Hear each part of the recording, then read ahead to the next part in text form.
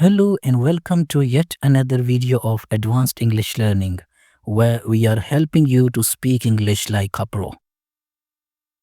To keep the learning going, don't forget to like and subscribe to the channel and also hit the bell icon so you don't miss any updates. And of course, thank you very much if you have already done so. So without any delay, let's start today's video. In this lesson, you are going to learn what is a figure of speech, how famous dictionaries define it, purpose of using figures of speech, why do we use figures of speech. After that, we will discuss 5 less known figures of speech. We will look at their examples. Then we will look at their examples from the literature. तो सबसे पहले देखते हैं कि famous dictionaries figure of speech को कैसे define करती हैं। तो ऑक्सफोर्ड डिक्शनरी के मुताबिक अ वर्ड और phrase used in a different way from its usual meaning in order to create a particular mental picture और इफेक्ट। यानी कि ऐसा लफ्ज़ या जुमला जो अपने आम मतलब से हट कर इस्तेमाल किया जाए ताकि किसी ख़ास ख़याल या असर को पैदा किया जा सके। यानी कि फिगर्स ऑफ स्पीच में वर्ड्स को उनके यूजुअल मीनिंग से हट कर इस्तेमाल किया जाता है। आम कॉन्टेक्स्ट में उसका जो लिटरल मीनिंग होता है वो मतलब नहीं लिया जाता, बल्कि उसका मतलब कुछ और होता है। कैम्ब्रिज डिक्शनरी के मुताबिक an expression that uses words to mean something different from their ordinary meaning. यानी कि ऐसा इजहार जो अल्फाज को उनके आम मतलब के बजाय मुख्तलिफ मतलब में इस्तेमाल करे।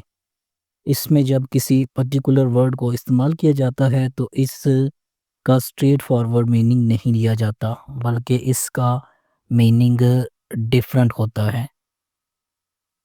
Let's try to understand the definition through some examples. Suppose एक बंदा है जिसका नाम है ए, वो दूसरे बंदे जिसका नाम है बी उसको अप्रिशिएट करते हुए कहता है you are a lion in the battle field. तो यहाँ पे जो वर्ड लायन यूज़ किया गया है ये बेसिकली सेकंड पर्सन की ब्रेवरी को शो करने के लिए यूज़ किया गया है। यहाँ पे लायन से मुराद जो उसका लिटरल मीनिंग है वो नहीं है। यहाँ पे इसको कोनोटेटिव सेंस में लिया गया है, क्योंकि lion is basically the sign of bravery. तो यहाँ पे सेकंड पर्सन के लिए जो वर्ड लायन यूज़ किया गया है वो बेसिकली उसकी ब्रेवरी को शो करने के लिए यूज़ किया गया है। होपफुली इस एग्जांपल के थ्रू आपको फिगर्स ऑफ स्पीच का कुछ हद तक आइडिया हो गया होगा। Let's make it more clear through another example. Let's talk about mister A and B again. Suppose mister B mister A से कोई बात पूछते हैं तो मिस्टर ए उनको जवाब देते हैं। मिस्टर बी को उसकी समझ नहीं आती तो वो दोबारा मिस्टर ए से वही क्वेश्चन करते हैं। मिस्टर ए इस चीज़ पर इरिटेट होते हैं और वो कहते हैं कि I have told you million times. तो यहाँ पे ये जो वर्ड यूज़ किया गया है मिलियन टाइम्स, ये बेसिकली एग्ज़ैजरेशन को शो करता है। ये एक फिगर ऑफ स्पीच यूज़ किया गया है क्योंकि एक्चुअली मिस्टर ए ने मिलियन टाइम्स वो बात नहीं बताई। तो इस तरीके से जब लिटरली किसी चीज़ को नहीं लिया जाता, उसको एक्चुअल मीनिंग से हट कर लिया जाता है या यूज़ किया जाता है तो उसको कहा जाता है figure of speech. Hopefully figure of speech क्या होते हैं ये चीज़ आपको समझ में आ गई होगी। Let's now talk about why writers and poets use figures of speech in their writing. So the first purpose is Figures of speech help express emotions more vividly than plain words. जब figure of speech को use किया जाता है तो जो writer का emotion है या जो उसका आइडिया है वो रीडर तक बहुत ज़्यादा वाज़ेह अंदाज में पहुंचता है as compare to plain words. Number two, they can entertain, surprise, or add cleverness to speech or writing. Figures of speech को यूज़ करते हुए आप रीडर को एंटरटेन कर सकते हैं, उसको सरप्राइज कर सकते हैं और अपनी राइटिंग में क्लेवरनेस भी ऐड कर सकते हैं. फॉर एग्ज़ाम्पल, जिस वक्त राइटिंग में आयरनी को यूज़ किया जाता है तो जो पढ़ने वाला होता है वो जो तंज का एलिमेंट ऐड किया जाता है उससे वो एंटरटेन होता है और इन्जॉय करता है उसको. Third purpose is they help stress important ideas और फीलिंग्स. बाज़ औक़ात राइटर्स इंटेंशनली चाहते हैं कि रीडर्स किसी ख़ास चीज़ को ज़्यादा इम्पोर्टेंस दें, नोटिस करें, तो उस ख़ास चीज़ पे स्ट्रेस देने के लिए वो फिगर ऑफ स्पीच वहाँ पे यूज़ कर लेते हैं. वो figure of speech automatically reader को अपनी तरफ मुतवज्जो कर लेती है. Number four, they beautify language. Figures of speech use करके राइटर्स अपनी राइटिंग में एक खूबसूरती ला सकते हैं, एक निखार ला सकते हैं, तो इसलिए वो फिगर्स ऑफ स्पीच को यूज़ करते हैं. नंबर फाइव, दे पेंट मेंटल पिक्चर्स. कुछ फिगर्स ऑफ स्पीच ऐसे होते हैं जो कि रीडर के माइंड में एक इमेज क्रिएट कर देते हैं और वो उस पीस ऑफ राइटिंग को पढ़कर चीज़ों को अपने दिमाग में इमेजिन करना शुरू कर देता है, अपने दिमाग में एक पिक्चर उसके हवाले से बनाना शुरू कर देता है. तो एक पर्पज़ ये भी होता है फिगर ऑफ स्पीच का, एक मेंटल पिक्चर क्रिएट करना. Alright, let's now talk about the five less known और less famous figures of speech that most people are not aware of. सबसे पहले हम जिस फिगर ऑफ स्पीच की बात करेंगे वो है aposiopesis. Aposiopesis is when a sentence is left incomplete intentionally, often to show strong emotion. यानी कि जब जानबूझकर किसी जुमले को अधूरा छोड़ दिया जाता है और इसका मतलब अपने जज्बात को शो करना होता है, अपने जज्बात को, अपने इमोशंस को एक्सप्रेस करना होता है. For example, a person is speaking like this, if you do that again I swear I. और यहाँ पे आके वो इंटेंशनली रुक जाता है. तो यहाँ पे जो वो रुक गया है तो वो बेसिकली अपने इमोशंस को एक्सप्रेस कर रहा है कि अगर तुमने दोबारा उस तरह किया तो मैं कसम खाता हूँ कि मैं अब आगे इंटेंशनली वो रुक गया है. तो उसका मतलब यहाँ पे कुछ भी हो सकता है कि मैं अपने आप को नुकसान पहुँचा दूँगा या मैं तुम्हें नुकसान पहुँचा दूँगा या मैं कुछ और कर दूँगा. तो इंटेंशनली सेंटेंस को अधूरा छोड़ दिया जाता है. एक और एग्ज़ाम्पल इसकी इस तरह ली जा सकती है, suppose a person says touch me one more time and I. तो यहाँ पे अगेन इंटेंशनली सेंटेंस को अधूरा छोड़ दिया गया है. तो बेसिकली वो कहना ये चाहता है कि अगर दोबारा मुझे तुमने छूने की कोशिश की तो be ready for the consequences. इसका नतीजा कुछ भी निकल सकता है. That result will not be good for you. तो इस तरीके से जब इंटेंशनली सेंटेंस को अधूरा छोड़ दिया जाता है तो उसको हम कहते हैं अपोसियोप्सिस. अगर रियल लिटरेचर में से इसकी एग्जांपल ली जाए तो विलियम शेक्सपियर का प्ले है किंग लेयर. उसमें से एक डायलॉग या एक लाइन है, I will have such revenges on you both that all the world shall. यहाँ पे एक स्टॉप है. I will do such things, यहाँ पे अगेन स्टॉप है. What they are yet I know not. तो यहाँ पे उसने अपनी बात को स्टॉप कर दिया है, दो जगह पे उसने ब्रेक लिया है.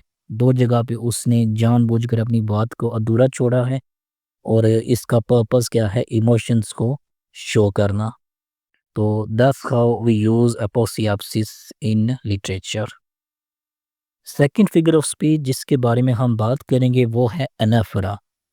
इसकी डेफिनेशन इस तरह की जा सकती है, रिपीटिंग द सेम वर्ड और phrase at the start of multiple sentences is called anaphora. यानी कि जब एक से ज़्यादा जुमलों को एक ही लफ्ज़ या एक ही फ्रेज से स्टार्ट किया जाता है तो उसको एनाफोरा कहा जाता है। For example, we will fight, we will stand, we will win. तो यहाँ पे सेम वर्ड्स को यूज़ करते हुए मल्टीपल सेंटेंसेस को स्टार्ट किया जा रहा है। इसकी एक और एग्ज़ाम्पल इस तरह दी जा सकती है, every day we work, every day we hope, every day we grow. तो यहाँ पे भी अगर आप देखें तो मल्टीपल सेंटेंसेस को सेम वर्ड्स को यूज़ करते हुए स्टार्ट किया जा रहा है। अगर लिटरेचर में से इसकी एग्जांपल दी जाए तो चार्ल्स डिकिंस का world famous novel a tale of two cities, उसकी ओपनिंग लाइंस में अनाफरा को ब्यूटीफुली यूज़ किया गया है। It was the best of times, it was the worst of times. It was the age of wisdom, it was the age of foolishness. तो इसी तरीके से इन लाइंस को कंटिन्यू रखता है चार्ल्स डिकिंस। तो ये एक बहुत एक्सीलेंट एग्जांपल है एनाफोरा की। तो होपफुली एनाफोरा के हवाले से आपका कॉन्सेप्ट क्लियर हो गया होगा। Let's now move towards the next figure of speech, that is synecdoche. Using a part to represent the whole or vice versa is called synecdoche।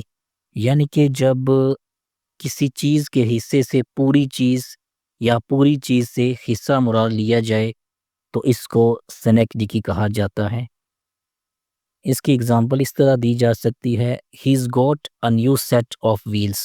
तो यहाँ पे बेसिकली ये बात कही गई है कि उसने एक नई कार ली है और उस कार के बारे में बताने के लिए व्हील्स वर्ड यूज़ किया गया है। यानी कि उस कार का जो एक हिस्सा है उसकी बात करके पूरी जो कार है उसकी बात करने की कोशिश की गई है। इसकी एक और एग्जांपल इस तरह दी जा सकती है, पाकिस्तान वन द मैच। तो यहाँ पे जो वर्ड पाकिस्तान यूज़ किया गया है वो बेसिकली जिस टीम ने मैच वन किया है उसके लिए यूज़ किया गया है और वो टीम पूरे मुल्क को, पूरी कंट्री को रिप्रेजेंट कर रही है। तो इस तरीके से जब एक पार्ट होल को रिप्रेजेंट करता है तो उसको सेनेक्डिकी कहा जाता है। लिटरेचर में से अगर इसकी एग्जांपल दी जाए तो एसटी कॉलेज की world famous poem the rhyme of the ancient mariner, उसकी एक लाइन है, the western way was all a flame. तो ये एक एग्जाम्पल है जो कि सेनेक्डिकी को शो करती है। हमारा नेक्स्ट फिगर ऑफ स्पीच है लिटोटीज या लाइटोटीज। इसको इस तरह डिफाइन किया जा सकता है, expressing something positive by denying the opposite using double negatives. यानी कि इसमें डबल नेगेटिव्स को यूज़ किया जाता है जब किसी चीज़ की तरदीद करके उसकी तारीफ़ की जाए।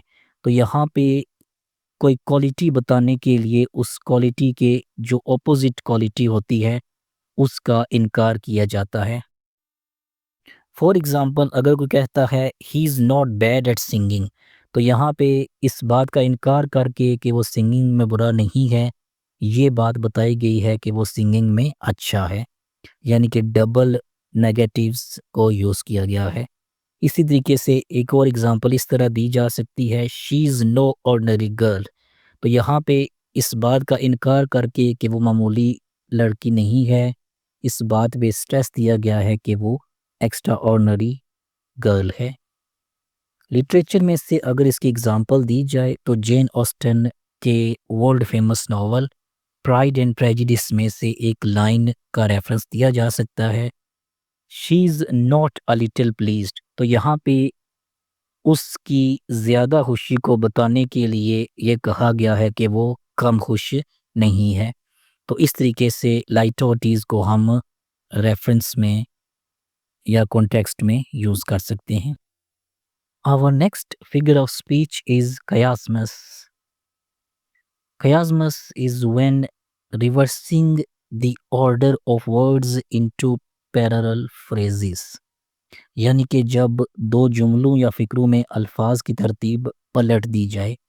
इट मीन्स कि फर्स्ट सेंटेंस में वर्ड्स को डिफरेंट ऑर्डर में यूज़ किया जाए और नेक्स्ट सेंटेंस में वर्ड्स को उसके ऑपोजिट ऑर्डर में यूज़ किया जाए। फॉर एग्ज़ाम्पल, नेवर लेट अ फूल किस यू और अ किस फूल you.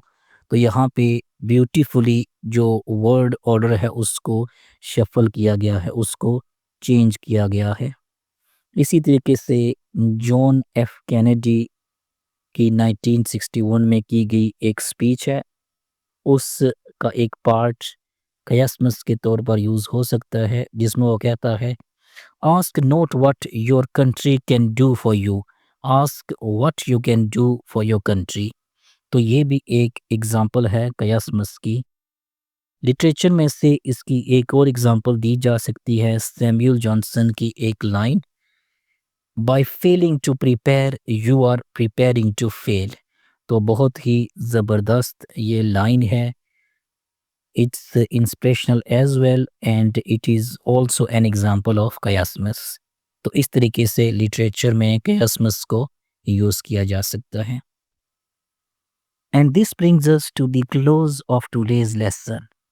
I appreciate your time and attention. See you again with another advanced lesson. Till then, goodbye and keep learning.